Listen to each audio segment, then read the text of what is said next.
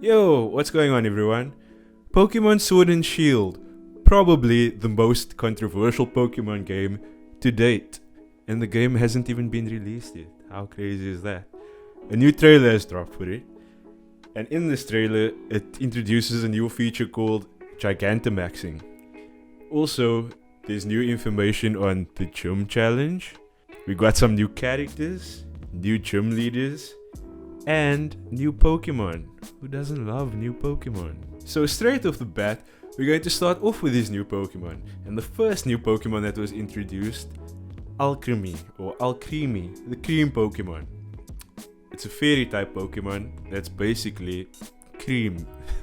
Okay, it has the ability Sweet Veil, and look at it. It looks like friggin' a blob, a dollop of cream.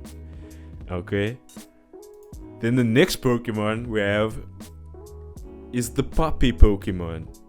We all knew about this when the demo released at E3. People got their snapshots in. It's the electric Pokemon, the electric corgi Pokemon, Yamper, with ability Ball Fetch. Okay, we all knew about Yamper, okay? We all knew. Next, we have this freaking beast, okay? It's not even a beast. The next Pokemon's a beast.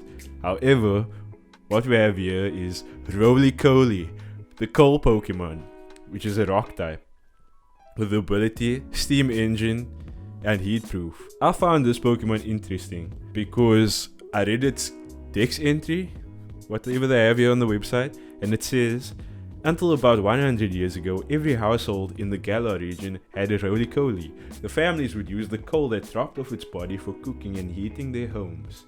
Even in the modern day, Rolycoly is a very popular Pokemon to take for outdoor activities. Look at Rolycoly. He is the coal of the nation. Or was the coal of the... He is the coal of the nation. I really like this Pokemon. The design doesn't look too interesting. However, I like the concept. I wonder what it's going to evolve into. It definitely looks like it is going to evolve into something huge. And this next Pokemon, okay? Look at it.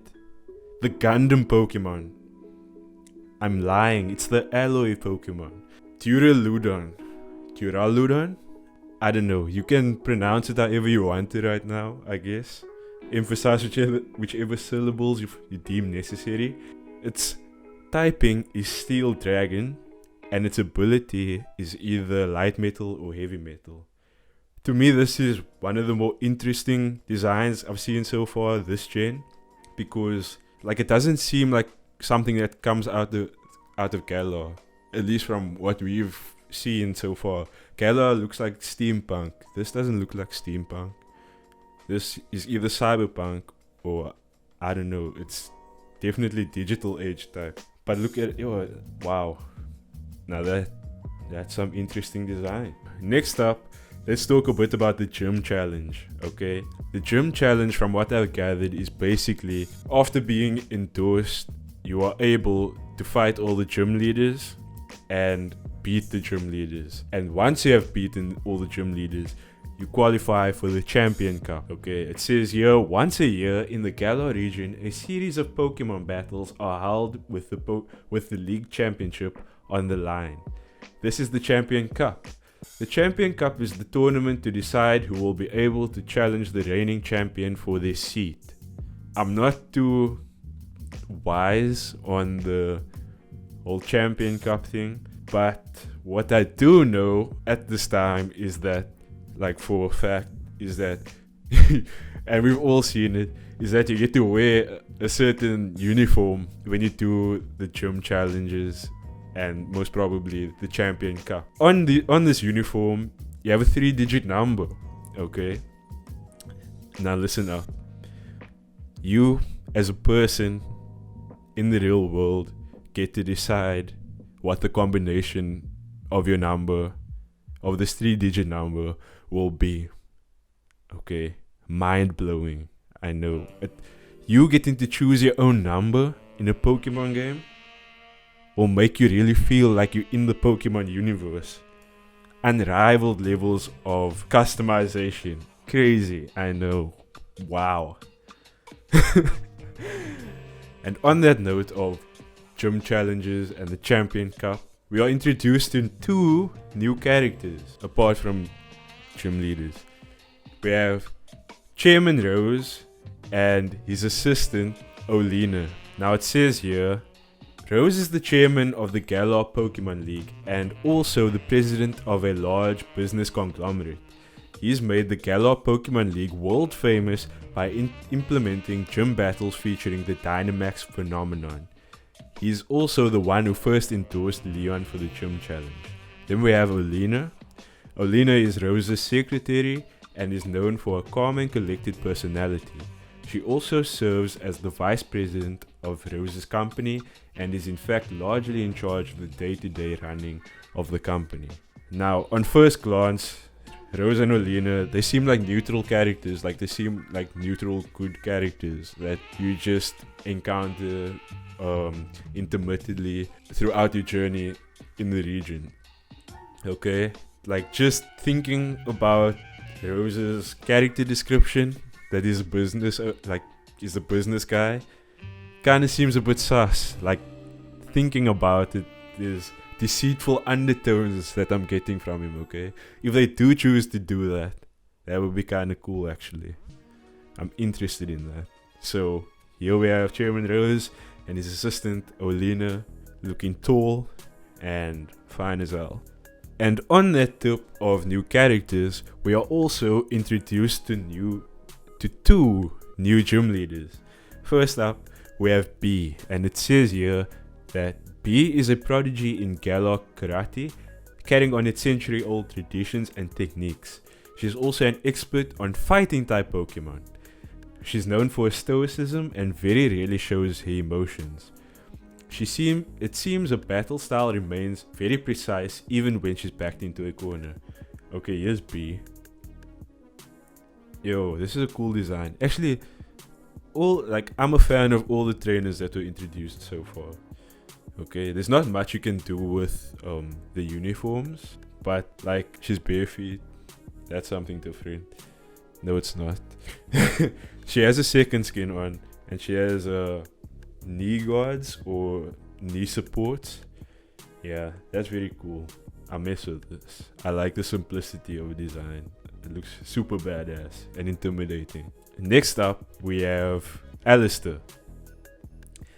Allister is a talented trainer of ghost type Pokemon who has taken on the mantle of ghost type gym leader at a young age. He's extremely shy and fearful, and he always hides his face with a mask when around other people. He rarely makes public appearances and apparently spends most of his time around ruins or cemeteries. Now, I like all the designs so far, but Allister's is actually the most interesting to me because of this mask that he's wearing. It's actually kind of crazy. Like, why would you wear a mask if you're shy and stuff? It doesn't make too much sense to me, but I mess with it regardless. Okay, I'm also happy that like this design is unconventional. The whole mask thing, and I said that you can't do too much with everyone wearing a uniform. But yeah, Allister looks cool, and it's a ghost type gym, which is always interesting. Now you may be thinking, why are they giving us the names of 2 more gym leaders? We already have 2 gym leaders that were introduced. Why another 2? That would just mean we have half of the gym leaders already known. Well, let me tell you something. Bea and Allister are version exclusive gym leaders. Now, I don't know about you, but I've never heard of that in my life. Version exclusive gym leaders? Huh?